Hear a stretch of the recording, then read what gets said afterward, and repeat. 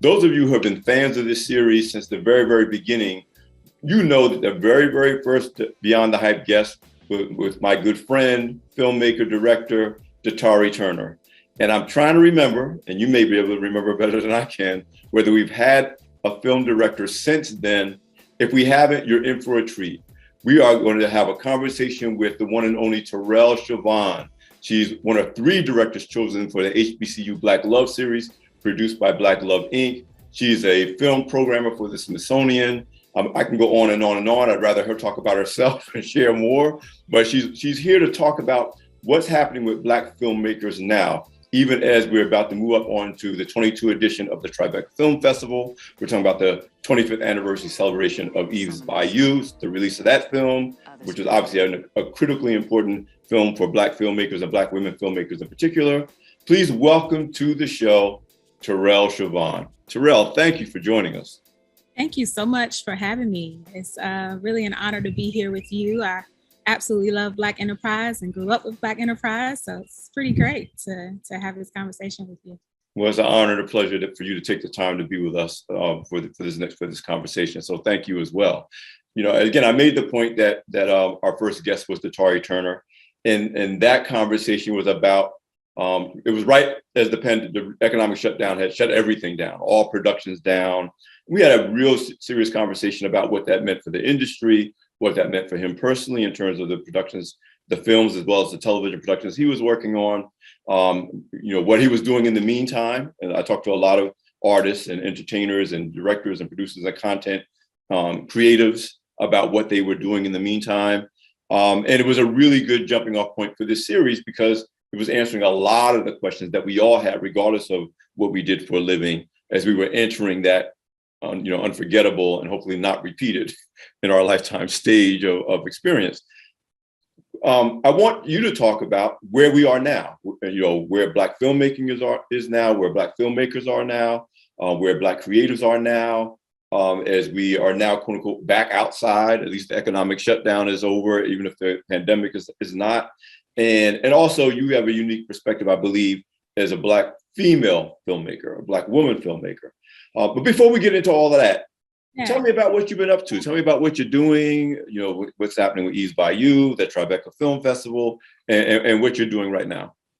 Right, absolutely. So as you mentioned, I'm a film programmer as well as a filmmaker. I work with the Smithsonian African American History and Culture Museum on film festivals. So I worked on different film festivals, and I had the honor of being on Tribeca Film Festival's narrative and documentary committees this year and last year. So Tribeca Film Festival right now is in full effect. Opening night was Wednesday night, and it'll go till June 19th in New York.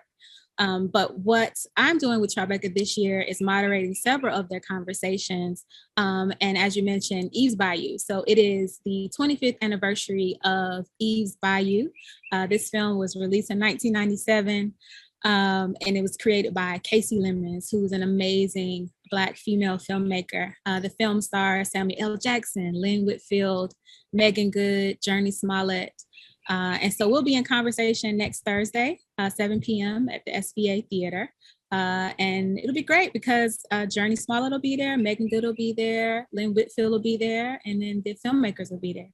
So we're looking forward to having that conversation and celebrating this beautiful Black film, this beautiful film. So, you just dropped those names, starting with Kaci Lemons and Samuel L. Jackson and Lynn Whitfield and Miss Smollett, and who was, again, when you look at 25 years ago, she was a child actor. I mean, and I've got the pleasure of meeting some of these people face to face and talking with them, particularly Lynn Whitfield on a number of occasions. And as impactful as the film was 25 years ago when it was first released, the significance of it has only grown exponentially over the last 25 years. What are your thoughts about that as someone who not only works in the industry, who's a programmer, who's a director, but also as someone who's part of the audience? I mean, I don't know where you were 25 years ago when Eve's Bayou came out, but it had to have had a major impact on you as a Black person and as a Black woman. Absolutely. I was just thinking about this a few minutes ago. I said, well, I was actually Journey Smollett's age. She was 10 years old when she was casted in that movie. So I was watching it through her eyes as a little Black girl. And I think that even then, watching a story about a Black well-to-do family in the South, I'm from the South as well. That was something, even in the 90s, even though there was a lot of amazing shows that came out in the 90s, a lot of movies that were being funded in the 90s that were Black films. I think the way that Kaci Lemon told this story was very unique to seeing a Black family in this manner. But I think that, beyond it being a great story and her telling the story in a wonderful way, I think that it says a lot about the relationships of Black women with men, right? And so, because in the story, what her character learns as a kid is that her father is cheating on her mother, and then how that impacts her relationship with her mother, how it impacts her teenage sister, who's played by Megan Good, and then also her auntie. She had a great close relationship with her auntie in the story, and through that, she's learning from her auntie about her three dead husbands and what those relationships are like. So I think it's amazing. There's so much to talk about when it comes to East Bayou. There's also a very strong spiritual element in this story because it's in Louisiana. You get to see voodoo, right? And some people say that this film has hints of horror in it because of the scenes when she goes to see the psychic and some of the magic realism that's in the story. I think it's a unique way to talk about spirituality and what we believe as Black people. I was talking to my dad the other day, and he said, well, you know that way back in the day, there was always someone in the neighborhood that could do roots or that could tell you what's going to happen in the future. You need to do this, and you need to take this and do that. And he said, but at the same time, we were Christians. We were going to church every Sunday, and we were believing in God and in Jesus. And so I think that East Bayou, it just delves into something deeper when it comes to the Black community, spirituality, the relationships of women, and again, just a Black family. I think that's why it was so unique and powerful at the time. And then 25 years later to celebrate this film, and now that people are even more recognizing Black filmmakers and Black women, I think it's a great time to recognize the film. So you were 10 years old. You said you were Miss Smollett's age when she was in the film. And I don't want to draw any conclusions. Let me ask the question this way. When did you know, and what was the path to you being a 10-year-old little girl or even a 5-year-old little girl to you doing what you do now as for a living, for a vocation, for a profession? Did you know early on that you wanted to be involved in film? Was that something that happened later on? What was your path to, little Torell, to growing up Torell, doing programming for the Smithsonian National Museum of African American History and Culture? Yeah, I did not know when I was a kid. It's something that happened later on in life. When I was like 26 or 27 years old, and I decided to go to film school. And thankfully, I got into Howard University, which is the only African American graduate film program in the country. HU. Yeah, HU, and so at Howard, that's what we really focus on is Black image. We study African cinema. And I think that's something really important as a Black filmmaker to know, so that we don't repeat some of those images that have been, repeated in the past about us, and we can tell new, fresh stories. So, yeah, I mean, I did know, but that I really went to film school to tell the stories that come from my family, right? And come from my heart. And so that's why, and connected into East Bayou, that's why it's a great, it's really impactful for me to talk to Kaci Lemon about this movie. So, yeah. So what were you doing before you decided to go to film school? I actually studied music first at North Carolina A&T. So I was a music major, and then I went into journalism. So journalism led me to filmmaking.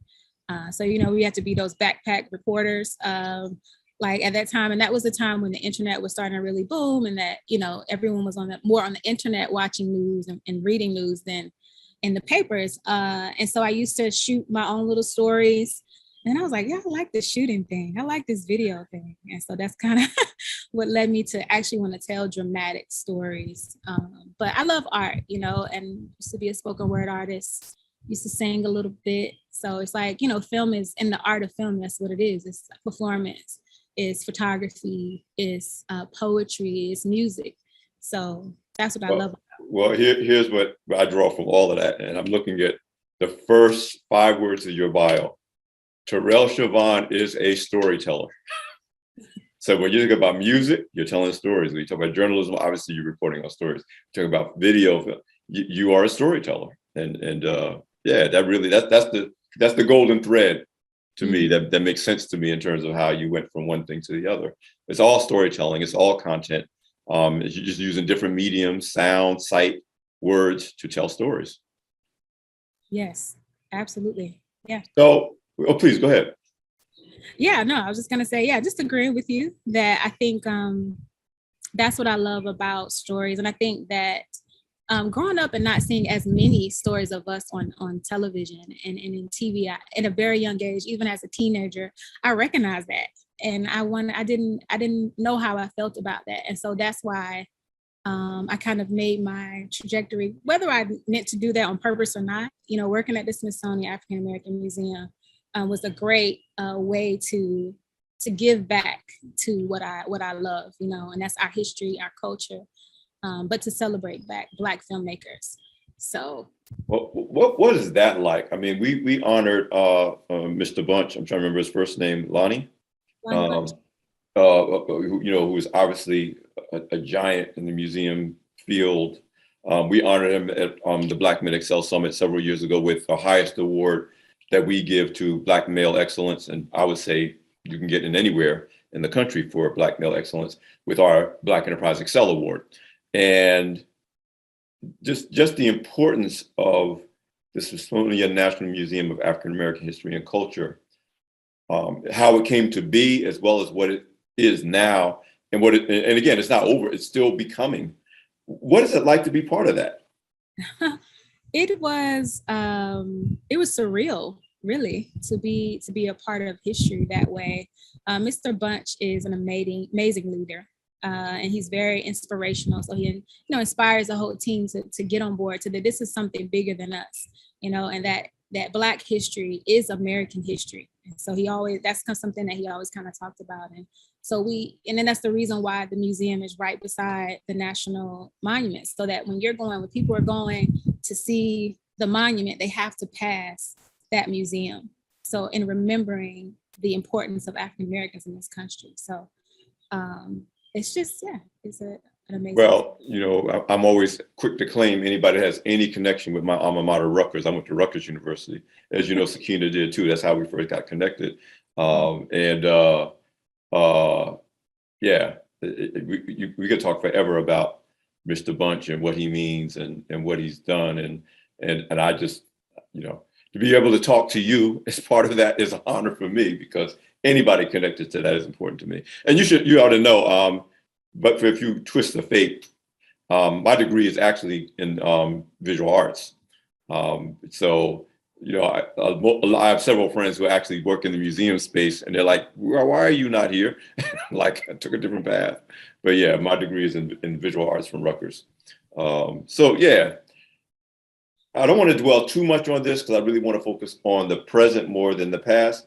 But tell me, for you as a director, as a filmmaker, as a programmer, what was it like for you? I mentioned that Tari was talking about what was happening at the front end of the economic shutdown for creatives and the creative and the entertainment, filmmaking, music, whatever industry. What was your experience during that process? How did you navigate through it, and how did you come out of it personally as a storyteller, filmmaker, and programmer? Right. Yeah. I think just like everyone, it was all of a sudden everything stopped, everything closed. And so all of the productions that were planned for that year, you just kind of had to, to stop in those productions. And for me at that time, I was doing a lot of traveling, different film festivals. And the last film festival I actually went to was Sundance 2020. And then after that, it was kind of over. So Yeah, it was actually kind of rough. It's interesting. It's like you can use that time to really sit down and tell more stories, right? Like everyone talks about, I want to write a book, or I want to, tell my life story. Like that was the perfect time to take time to write.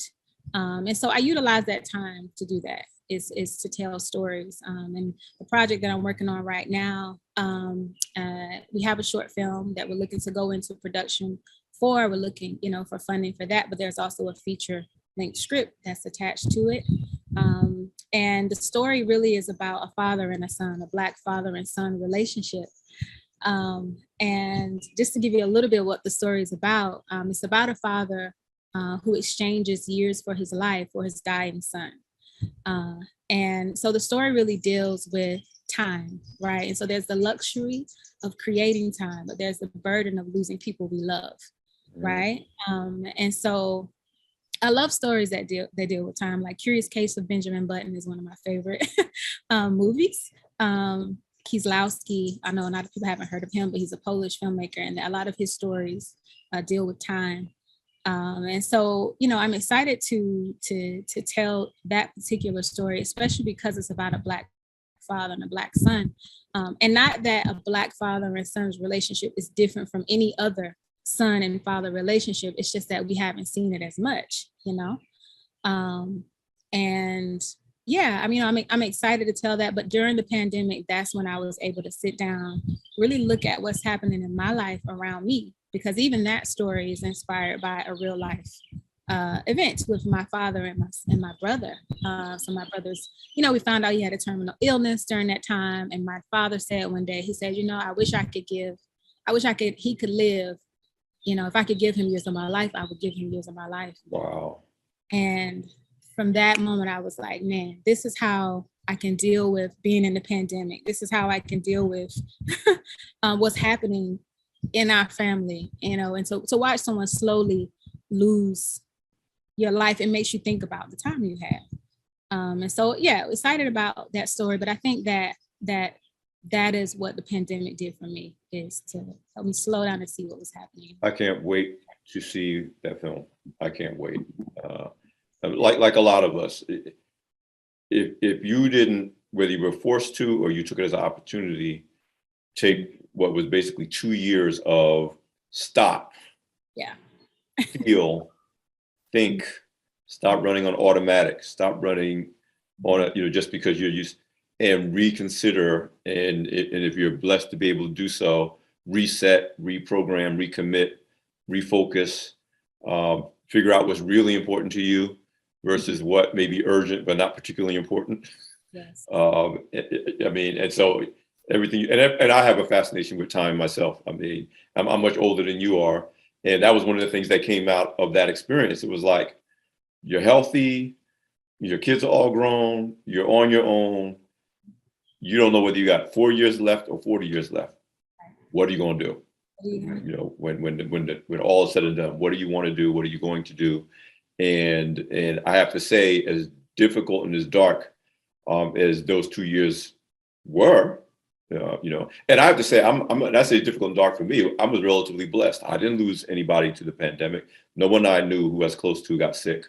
I came through relatively unscathed. There were some other hits that I took economically and relationship wise, but even with all of that, I am constantly experiencing, I have no other word to use for, but blessings as a result of coming through that period and being forced to, or taking the opportunity to think about things that frankly I hadn't been thinking about, because you're just busy doing and not thinking and feeling and considering. Yeah, I think that's so important, like to be able to stop, think, and feel. And that's what, film is all about, is we're trying to help everyone feel life, see life differently, right? And I have to go back to my brother, which this story is based on. He's in a wheelchair, right? And everything what he does all day long is watch movies. That's all he can do. And so it's shown me even more the power of story and keeping us alive inside. So to be able to turn on a 2-hour movie or even a 30, 45 minute, show can bring life into people who don't have life, or they can't get up and walk around, or they don't see anything great outside their door in their family or whatever, and I think in the pandemic, that's what we all were doing. We were watching more films, we were watching more TV, we were definitely online a lot more. And that's had a major impact on, I think, the industry side as well. Well, we were able to find and exploit ways, and I said this in a conversation with somebody last month. I can't remember who it was, that we finally learned that being and going to different places meant more than geography. That we could go places, and we kind of always knew that. We use film and television as a mode of escape, sometimes to good places and sometimes to bad places. But that became critically valuable to our mental wellness, our mental health. And I can imagine for your brother, again, he doesn't have mobility, he doesn't have the access to space geographically, but the beauty of human creation and our imagination is that we don't need to really be geographically moved to go to other places. I'm speaking as someone who has been a voracious reader since he was 4 and was addicted to going to the public library when I was a kid, because I lived in a small town, a very relatively culturally limited town, and that was my way of getting out into the world before I could physically do it. So I can absolutely appreciate your brother's experience and what you do as a profession and a passion that relates to your brother's experience and other people in that situation. I'm truly touched by that. And I can't wait to see the films and whatever content you produce out of that experience. For sure, yeah. So let's talk about now. We're in the post-George Floyd age of DEI. Depending on who you talk to, Black people, BIPOC, Black women, I hate to use the term in style, but now everybody is leaning into this idea that we need to support, expand, correct decades of systemic injustice, economic injustice, racism, however we want to define it. We came out of it both due to the pandemic and through the pivotal moments of George Floyd. We are now in this era of companies leaning into it, institutions leaning into it, industries leaning into it. And it's a very different environment from Oscar So White, which seemed like now so long ago, but it wasn't that long ago. It was only a few years ago. Talk to me about what the environment is, using those broad strokes, and there's probably other trends that I'm not even acknowledging that's impacting what you do and what your peers do. What is happening for you and your colleagues who are dedicated to this idea that we got to create more diverse stories, more authentic stories, and as importantly, more opportunities for more Torell Shavones to be active in the industry in a real meaningful way? Yeah, I think, as you mentioned, I think the social awareness of, what Black Lives Matter, the things in the past few years. And so there's been so many different programs that's been created within the industry to include, like you said, BIPOC women, Black stories. And then, of course, we talk about Black Panther a lot, but Black Panther had an impact as well, because it showed the industry that there is a demand for people to see, for Black stories, for Black films, but to see Black people on screen, because that was always, and you've probably heard this too, in the past, they said, well, these types of stories don't sell overseas. They don't sell in foreign markets. But Black Panther kind of showed that that's not necessarily true. So yeah, I agree. I think the social awareness has created a lot of opportunity. And that's where I feel the industry is right now, is I think there is a ton of opportunity for underrepresented communities, whether you're disabled, whether you're in the LGBTQ community, Black women, there's a lot of that out there. I think also what's also impacting the opportunities is the new media age that we're in. I was talking to an executive the other day, and a creative executive, and she was saying, now we're looking at podcasts, so if you have a podcast, you have an audience, and whether it's a narrative podcast or not, we're taking that podcast and saying, okay, we can develop this into a feature film. We can develop this into some serialized content. So I think being in this new media age where everyone is telling stories, whether you went to film school or not, you're picking up your phone and you're telling a story, has impacted the ability to see different ways of telling stories, right, in the industry. And of course, we know the streaming platforms, that's just the boom of streaming platforms in the past 3 or 4 years. So I think all of those dynamics kind of create this space of opportunity for even everyday people who want to tell stories, but people who are also passionate about film and the power of story.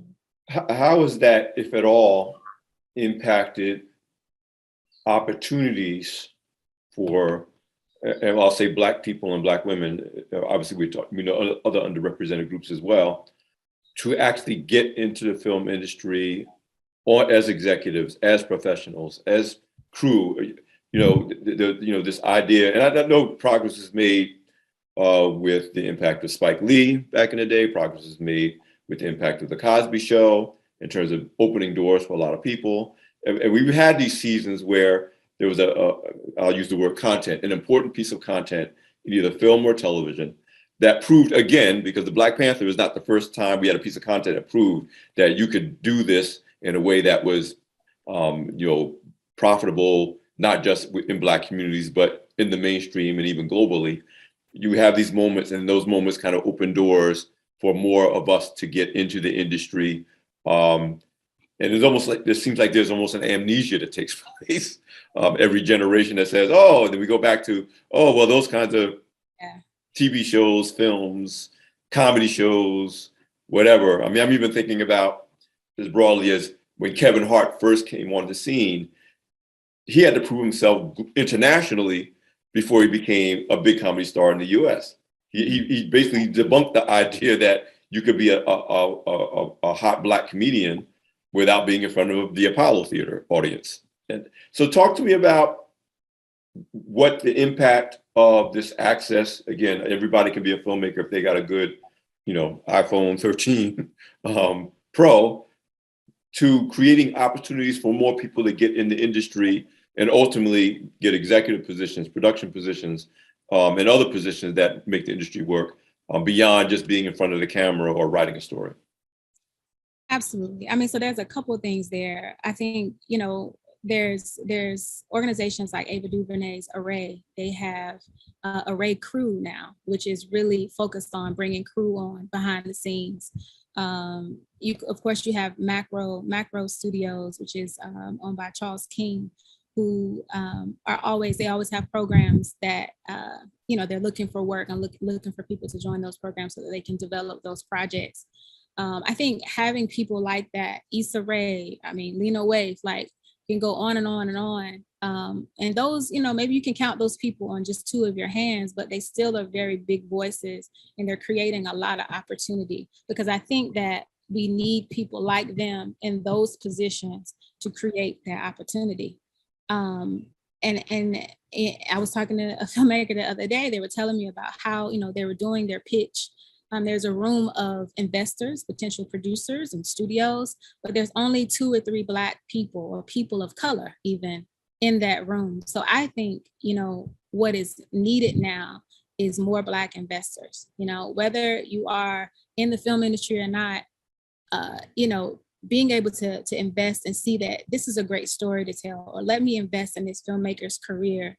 And whether you're looking at it, of course, to get a profit back, or it's just because you want this story to be told, I think that is what is needed. We need people in those positions, those gatekeeping positions, so they can be a gate opener, right?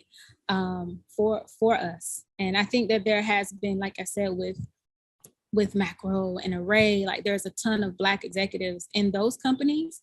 And then there's programs with like Warner Media that has, brought on several different Black executives in different ways and different programs. So, and I think those people that are in those positions, they are facing sometimes something much different than what, say, a director is facing in some ways, because they're in the room, they're in there saying, pitching, trying to fight for that story to get made.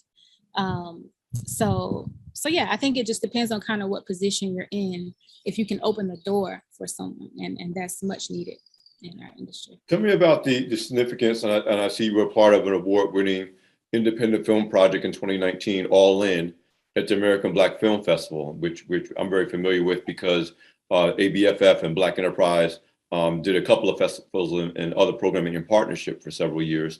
Again, actually, right leading into the pandemic.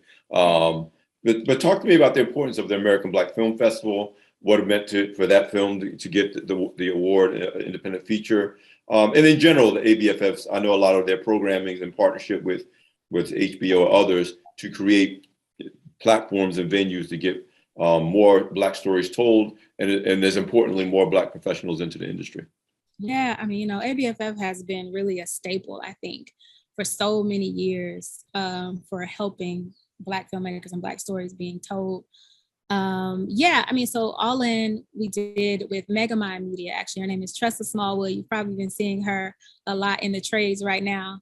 She's doing great things, making a lot of movies, but she's executive producer on that. And yeah, All In was featuring Little Mama. So as far as my role in that, I was associate producer. So I helped write some of the scenes, worked on set, just kind of making things happen behind the scenes. But yeah, I mean, I think ABFF I think they have ABFF Ventures now, and they're really like building something much different. And that's when I go back to mentioning people like Macro, and that they're doing, outside of being a production company in the studio, they also have a management arm. So they have M88 now. And M88 is managing artists. So I think that we kind of have to have our hand in different pots to make this happen. It's not just production, it's also management. It's not just film festivals, it's also the other, VC and ventures that we can get into. But I think ABFF is like majorly huge in the community. Before you heard about a Smithsonian African American Film Festival or anything else, ABFF was around. So, yeah. I want you to delve a little bit more into, and I'm asking this question because I know a lot of filmmakers at different levels and different scales and different genres. My oldest daughter actually is a filmmaker. And so we have these conversations a lot. In fact, you and her are probably around the same age. But talk to me more about the need for investors, for Black people to invest, just the whole financial challenges and opportunities that may exist now that didn't exist 2 years ago for just getting a production financed and produced. Yeah, I think it's about getting it in front of people, getting it in front of the right people. So there's programs at like Sundance, and Sundance is amazing. I worked with them before. They have, I think it's called the Catalyst program, and you can pitch your work there. Tribeca also has something like that as well. So I think that it's getting in the room, and being able to get those people in the room will make that connection. I think that there are some communities online where we can connect, like if we can connect filmmakers and creatives with Black investors, we can make this happen. So I think that for me, that's a bit of a challenge, is finding sometimes the right investor, or an investor who wants to give to the story for the right reasons, right? Mm-hmm. Is there such thing yet as a community of Black film investors yet? Or is it more, I remember the people that invested in School Days and She's Gotta Have It when Spike was getting started, some celebrities that people would know and some people you wouldn't necessarily know. I know about different individuals who've invested in various independent films, but is there such thing yet as kind of a community that other filmmakers can even identify of Black film investors, or is that something that would be helpful and needed going forward? I have to say that I am not aware of a community that directly brings filmmakers and creators to Black investors. I think it's something that's definitely much needed. I think there's a ton of amazing organizations out there that are providing opportunities for filmmakers and providing funding as well, whether you're Black or not. So yeah, I think that's. Before I get in trouble, because I'll have this habit of, all four of my kids in their own way are creatives, and I'll have this habit of saying, yeah, my son does that, and I will never say his name. So my daughter's name is Mo Brown. So when this airs, I don't get a phone call like, you talked about me, but you ain't say my name. Hey, Mo. Yeah. My daughter, Mo Brown's a filmmaker, choreographer, dancer, wonderful. And so now I did it. Don't call me Mo. Don't get me in. I'm not in trouble. But for the rest of our conversation, I'd like to get your point of view about the future. I always like to really be future focused in the final part of our conversations for Beyond the Hype. And if possible, realistically, both optimistic and is the tradition and the mission of Black enterprise solution oriented. We call what we practice solution oriented media for Black people. It's easy to just to cover Black people from any variety of angles. We're diverse people with diverse media objectives, just like mainstream media. But we've always been challenged by our late founder, Earl G. Graves Sr., to present solutions, not to be expert on the problems, but to create a platform for discussing solutions. So it's in that spirit, I'd like to get your take on what would you like to see? And I want to kind of talk in two buckets. What would you like to see happen in general for the industry as a programmer, as a filmmaker, as a producer, that makes us look back on this post-George Floyd era and feel like, yep, this was real. We made real progress. We made some real things happen. This wasn't just kind of a taste of the day. What would you like to see? And then what can we expect? And what is your own personal goals for yourself that we know dropping this film related to the father and the son and the idea of time and the value of time, which I can't wait to see is part of it. But I like to just get a view of what we can expect, what we're looking for going forward that our audience needs to be paying attention to, especially those who care about this topic in this industry. Yeah, absolutely. I mean, I think that, we kind of talked about bringing together these different investors, Black investors and creatives already. I think that would be something that would be great to see. I think that paying attention to the metaverse, of course, that we are moving into, I think that's a big thing for anyone in the film industry to understand what's going to be the new way of watching movies and what's the new way of a communal way of watching a film with someone across the world, in these metaverses. So I think looking at how that's going to transform movie making, movie watching, funding, bringing people together to watch movies. So I think that's something I'm really interested in researching and finding out how that works. Just not to interrupt you, but you're talking about the metaverse. On one of my recent trips, I went to Las Vegas for my birthday. I actually went to see Silk Sonic, which, by the way, was the bomb, by the way.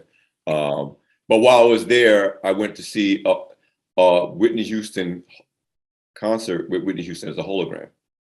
Oh. And I'd never seen it. I heard about this technology before, yeah. But that was my first time sitting through a concert that all the other performers on the stage were live, but it was Whitney Houston, the hologram of her performing her hits. And it was great. It was weird too, but it was great. And I only bring that up because when you talk about the metaverse in the film industry, I'm thinking it's going to very soon transform what it even means, what a film really is. Like, yes, what seemed to be like comic book science fiction when I was in my 20s. Now I can literally see in my lifetime when you go to the film, you're actually in the film. Like you can be in, it's still a film, but you actually can be in the film, because the film is happening around you, not in front of you. And I think that creates crazy possibilities. Crazy possibilities. Absolutely. I mean, I'm not sure if you've heard of this exhibition called Traveling While Black. But it was it came out a couple years ago. Roger Ross Williams, I believe is his name. And Traveling While Black allowed you to be in the position of a Black person and what it's like and what you're encountering in different places. It also spoke to the violence against Black people and young people too. But yeah, I think that to be able to be in a movie it just kind of blows our mind. It can create a lot of awareness, I think, for us as human beings. And we always talk about being able to step into someone else's shoes, or even, when you see a Black face on screen for someone who's not Black and they see a Black story, they want to label it, oh, this is for Black people. This may not be from me. Outside of looking, what we want, right, is that look at a story and you say, it's a human story. It's not a Black story. It's not a woman's story. It's a human story, right? But I think that the metaverse can maybe transcend some of that if we can put people who are not necessarily Black or African American in the literally in the mind and the position of someone that is, we can really break barriers, maybe even socially, and create change that way. Yeah, and we're not that far away from that. When you look at the realistic nature of most video games, and obviously today's certainly action films like the Marvel Cinematic Universe has borrowed from the technology of video games to create really realistic things that and it can't be real, but they look and feel real. We're not that far away from that. And I'm fascinated by it because I'm fascinated with content. I'm fascinated with image. I'm fascinated by fashion. I'm fascinated by communication, but I'm also fascinated by both in the positive and the not so positive, I'll say positive and the negative, the impact of consuming all these things on us in terms of our mental health, our mental awareness, our socialization. In addition to the realism of a video game, we're concerned about the violence and how the constant, we're human beings, and we create things that are both wonderfully beneficial and wonderfully harmful. So you talk about, yes, if we do it well, it's the opportunity for us to create more human empathy, man to woman, Black person to white person, straight to gay, old to young, in a way that can be very healthy and helpful for us in society.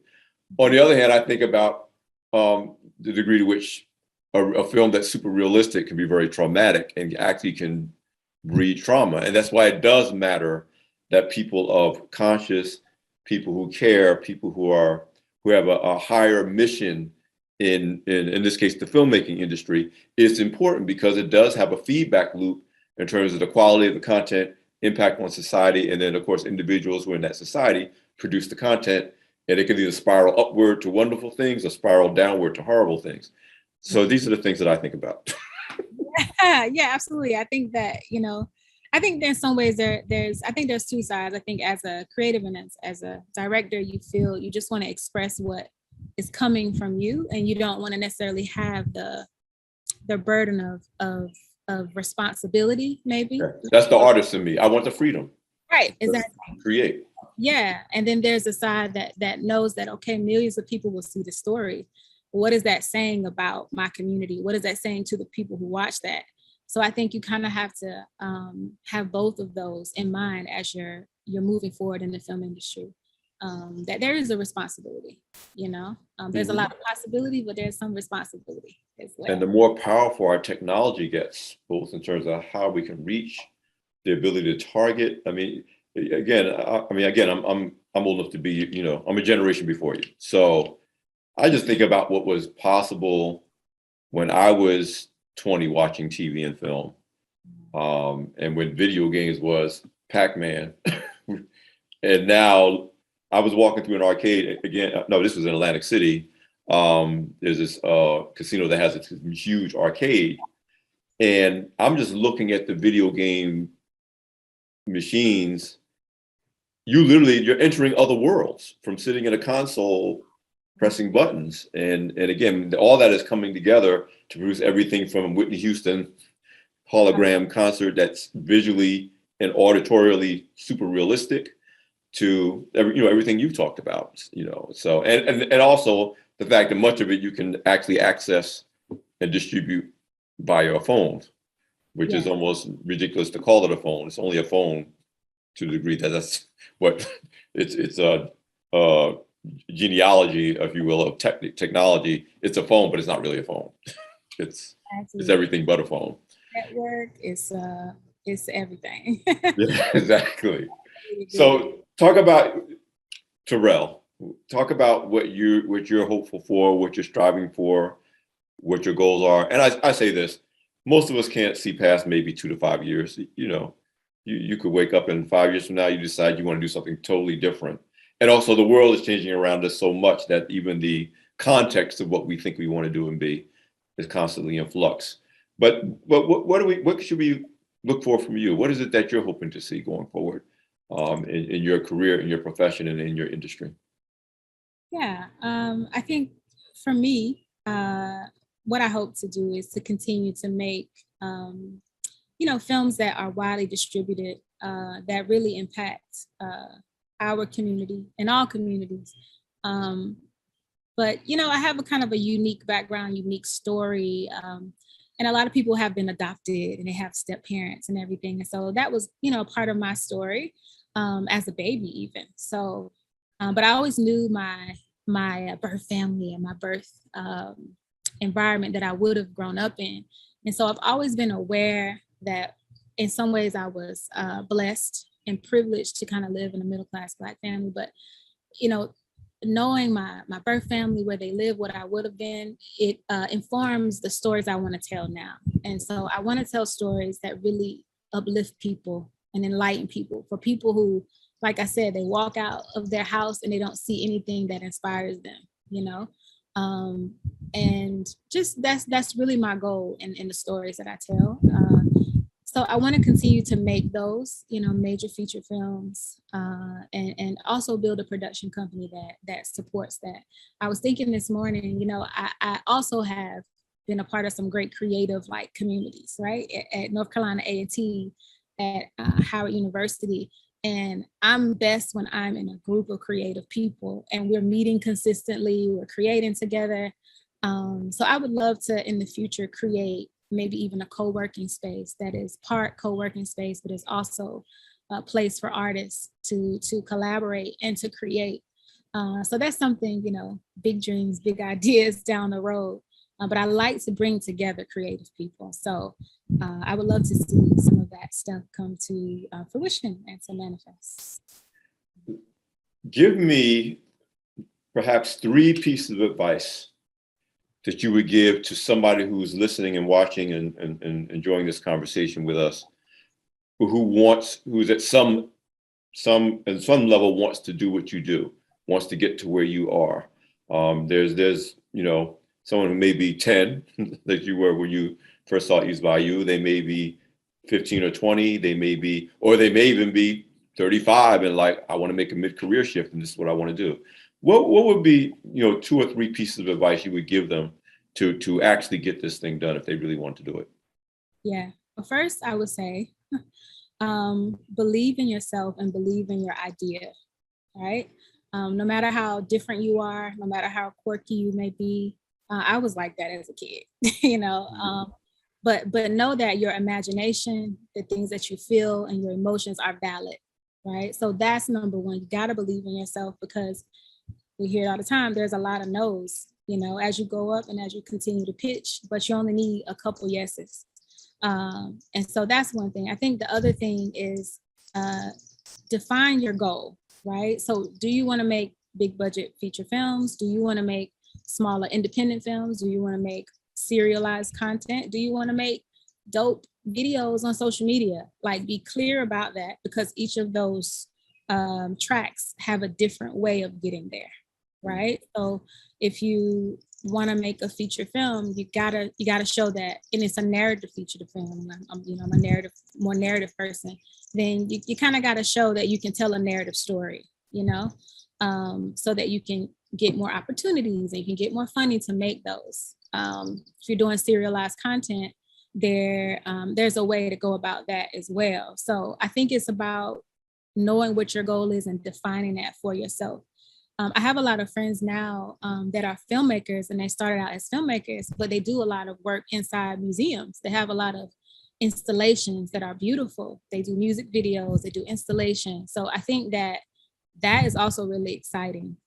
Just in the future, like, you don't have to be defined as one. You don't have to be just a filmmaker. You can also be, a singer. Like, you can create so many different things. And I think that social media has made that more acceptable. Like, you don't have to be labeled as one thing. But yeah, I would say define yourself, define what you want, and believe in yourself, for sure.